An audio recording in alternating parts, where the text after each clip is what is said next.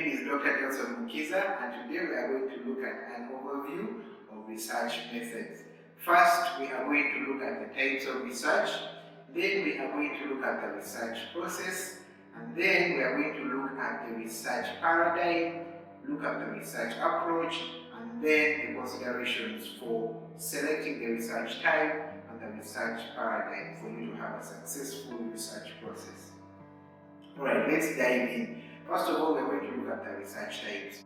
We have three research types. The first research type is the basic research. This is the research which is typically done at the university by the professors and the students. This is basically theoretical research, and it is the underpinning of most of the other types of the research.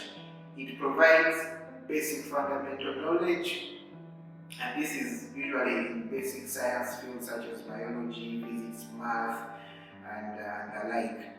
Now, this research is based when there is not enough information about certain phenomena and happenings, especially of the world.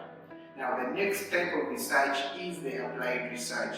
Now, this is the research that we do when we have a basic understanding of how the world works, but we don't understand why certain things are happening the way they are happening, why certain problems are there, and how we can solve these problems. So here we conduct research, one, to either understand problems further or develop solutions for these problems. And here applied research, there are a number of methodologies that are used, but the common ones are either observational research or experimental research. In other videos, we shall dig deeper into those different types of research. The third type is the evaluation research.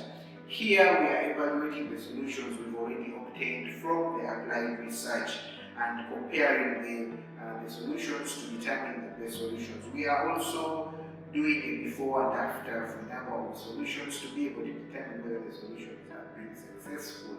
And this is commonly done in monitoring and evaluation. Now, let's look at the research process. If you're going to collect research, you're going to follow 8 steps.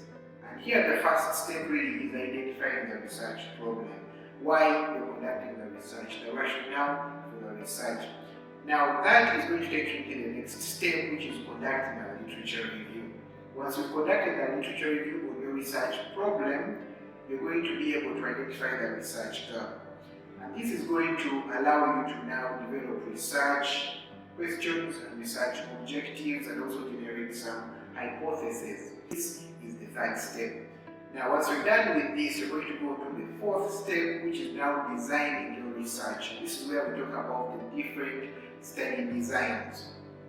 Alright? Now, once you're done designing your research, you're going to go to the next step, which is collecting the data. You go into the field and you will implement the study designs you have just drafted on paper. Once you collected the data, you're going to then analyze this data, which is the next step.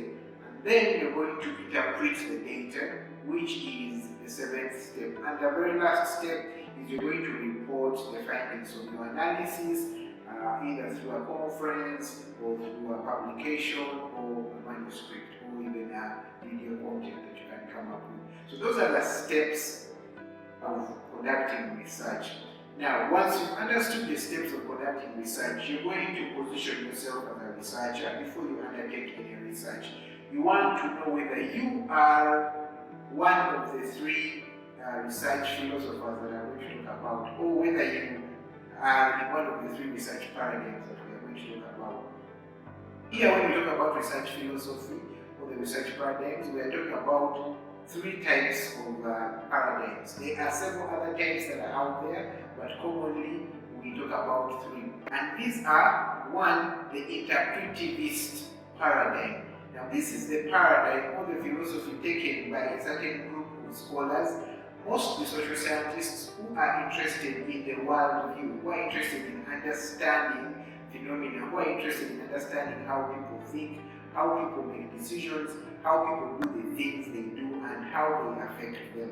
So they are not interested so much in the numbers, but interested in how people interact with the world.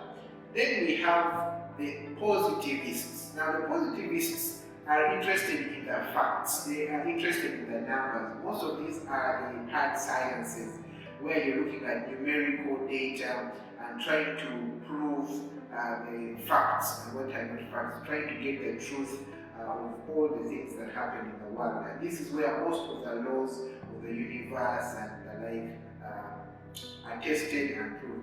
Then the third type is the pragmatist paradigm. Here, the pragmatists have both an interpretivist and a positivist aspect. They want to understand how people interact with the world, but also want to be able to tell the truth from the non-truth. They want to be able to get the facts from the fiction. So there is that group as well, and this group again is commonly formed in the monitoring and evaluation studies. The positivists are commonly found in many observation studies, and while the interpretivists are found in many of the qualitative study designs, as we shall see. Now, when we go down to the approaches, the research approaches are derived from the research philosophies that we hold as the researchers. So if I am an interpretivist, I'm likely going to approach my research in a qualitative manner. So I'm going to collect qualitative data. If I'm a positivist, I'm likely going to collect data quantitatively. For example, if my academic qualification is statistics and physics, it's very likely that I'm going to take a positivist approach to most of the world's phenomena. If I am a pragmatist, that most monitoring and evaluation specialists are, and some other cadres, I'm going to want to collect both quantitative and qualitative data. And those are the research approaches. And within those research approaches, there are so many study designs that can then be chosen. Now, what are the considerations for selecting the type of research and the approach of research that you undertake? And the common considerations here, one are the availability of knowledge. If you are in a novel field where not much has been done, then you want to start from square one. You want to first do basic research, then later on be able to move on to applied research, then at the end of the spectrum be able to do the evaluative research. You also want to consider whether you want to solve a problem or whether you want to, of course, evaluate a program or a project. And in that case, you will choose any of the other approaches that we have talked about. Of course, we have resources that come into play, but we also have our own philosophical standings, such as our academic, of course, trainings and the like. So these are the considerations for undertaking specific research types and also approaches. Alright, fellow researchers, that was an overview of the research methods. For more information on the different aspects that we have talked about, please watch our other videos that delve deeper into the study designs and the different study approaches for more in-depth information. Thank you again for watching. See you in the next lesson.